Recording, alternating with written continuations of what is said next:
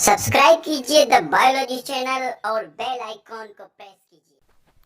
Hello dear student, chapter number 4 new book biology से आज हम डिस्कस करने जा रहे हैं फोटो सिस्टम 1 और फोटो सिस्टम 2 को।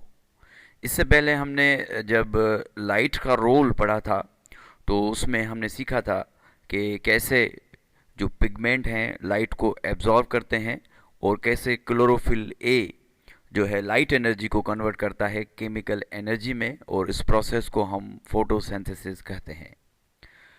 बहुत सारा मुख्तलिफ अक़साम के पिगमेंट्स एक जगह पे क्लस्टर बनाएं, ग्रुप बनाएं, तो इसको हम फोटो सिस्टम कहते हैं।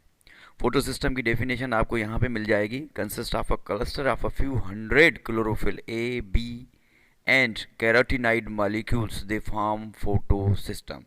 और फोटो सिस्टम हमें दो अक़साम के मिलते हैं। अगर फोटो सिस्टम की हम बात करेंगे तो ये फोटो सिस्टम यहाँ पे फोटो सिस्टम 2 दिखाया गया है, मगर फोटो सिस्टम हम डिस्कस करेंगे फोटो सिस्टम 1 और फोटो सिस्टम 2।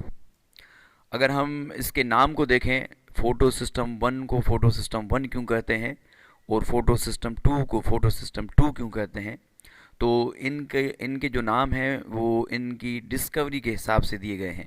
सबसे पहले फोटो सिस्टम 1 डिस्कवर हुआ था, इसलिए इसको फोटो सिस्टम 1 कहते हैं। उसके बाद फोटो सिस्टम 2 डिस्कवर हुआ था, इसलिए इसको फोटो सिस्टम 2 कहते हैं। और इस आपके बुक में फोटो सिस्टम 2 ही क्यों दिया गया है, क्योंकि जो लाइट रिएक्शन है वो फोटो सिस्टम 2 से स्टार्ट होता है। ये आपने याद रखनी है बात कि लाइट रिएक्शन हमेशा फोटो सिस्टम 2 से स्टार्ट होता है। वो इसलिए कि अभी जो 1 है फोटो सिस्टम, उसको डिस्कवर अच्छी तरीके से नहीं किया गया, उसका मैकेनिज़्म पता नहीं है।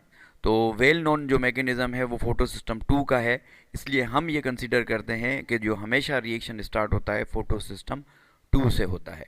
फोटो सिस्टम 1 और फोटो सिस्टम 2, जो फोटो सिस्टम 1 है, इस फोटो सिस्टम 1 को P700 कहते हैं, क्योंकि 700 नैनोमीटर की लाइट की वेवलेंथ को कैप्चर करने का इसमें पावर होता है। और फोटो सिस्टम 2 इसको P680 कहते हैं।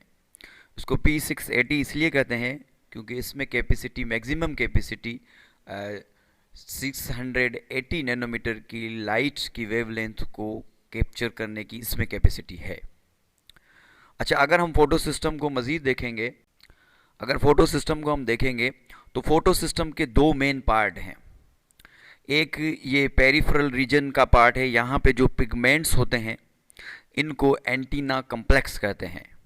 और एंटीना कम्प्लेक्स में एसेसरी मॉलिक्यूल्स होते हैं।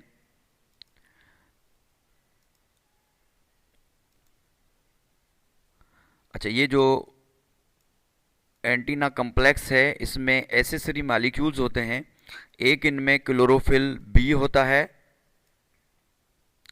और दूसरा इसमें कैरोटीनाइड्स होता है। तो ये दोनों जो है एसेसरी पिगमेंट्स हैं। एक इसमें कैरोटीनाइड है, तो ये इसकी पेरिफेरल पोजीशन पे होता है, जिसको हम एंटीना कॉम्प्लेक्स कहते हैं। सेंटर में इसके रिएक्शन सेंटर होता है, जिसमें दो क्लोरोफिल के डाइमर होते हैं, और ये क्लोरोफिल ए के दो डाइमर होते हैं, या बहुत ज़्यादा भी हो सकते हैं, जो कि डायरेक्ट लाइट एनर्जी को कन्वर्ट करते हैं केमिकल एनर्जी में। बाकी ये जो पेरिफेरल पोजीशन में हैं ये लाइट को कैप्चर करते हैं, और ये क्लोरोफिल बी है और जो कैरोटीनॉइड्स हैं ये एसेसरी पिगमेंट्स हैं, क्योंकि ये डायरेक्ट लाइट एनर्जी को केमिकल एनर्जी में कन्वर्ट नहीं करते। ये लाइट को कैप्चर करते हैं और ये ट्रांसफ़र करते हैं रिएक्शन सेंटर क्लोरोफिल ए के पास।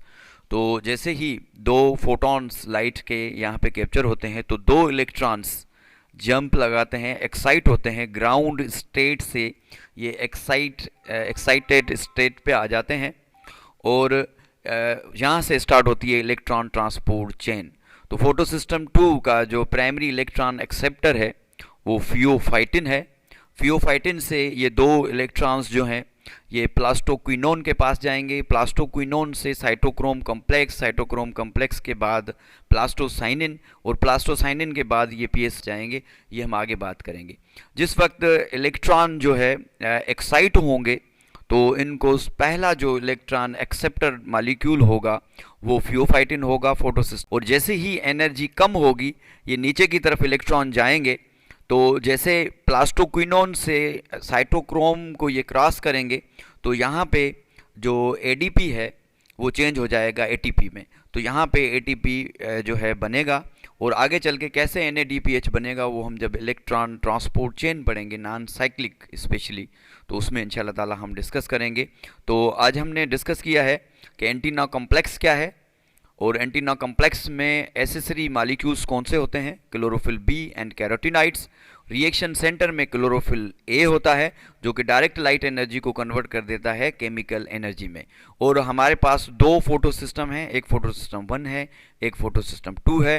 फोटो सिस्टम 1 को P700 कहते हैं और फोटो सिस्टम 2 को P680 कहते हैं।